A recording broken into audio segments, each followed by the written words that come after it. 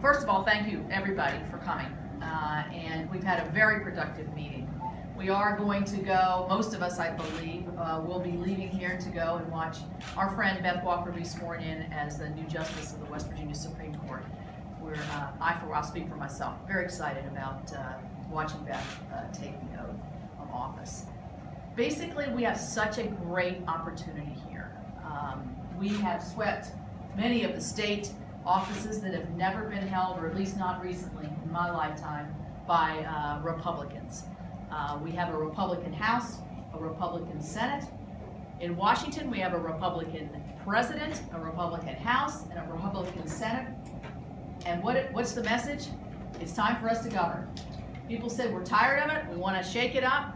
Well, we're ready to shake it up here in Washington, and I believe that same spirit is ready to be attacked here in Charleston. So we talked about, I'm just going to kick it off, and then everybody else, whoever wants to speak. Basically, it boiled down to 4 central themes. Jobs being number one. We've suffered tremendous job loss over the last several years. We've seen a lot of our coal miners and ancillary businesses lose their jobs, but other people with a sense of pessimism, we can't get it done here in West Virginia. For young people, that bleed of intellectual capital as they leaving the state concerns us all. And so that's job one. Message one is to create jobs, sustainable jobs, so we can all enjoy the quality of life in West Virginia. Healthcare repeal will happen. We will repeal Obamacare in the first 30 days of the president's, probably we'll set it in motion in January.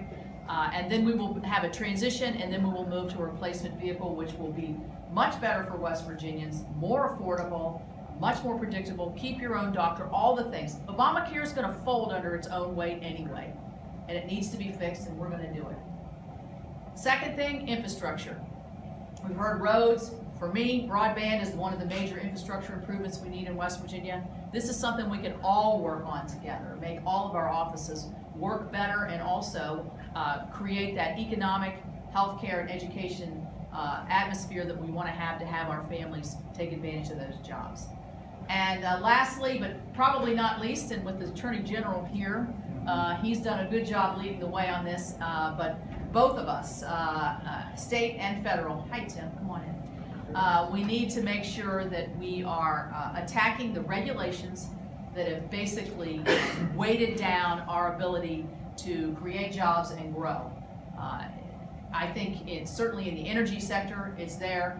In the financial sector, it's there. In all other aspects of state and federal government, the Obama administration has just piled a regulation on a regulation on regulation and taken the reins, really, the executive reins that we feel as members of the House and Senate overstepping his authorities. And it's created, I think, a very uncertain climate.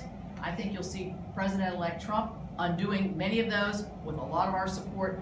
And then finally, communication. We want to make sure that we, as your federal reps, are communicating well with the state. As I said, it's about an opportunity that we've never seen before, and we're ready, able, and we're going to grab it. So I'll turn it over to whoever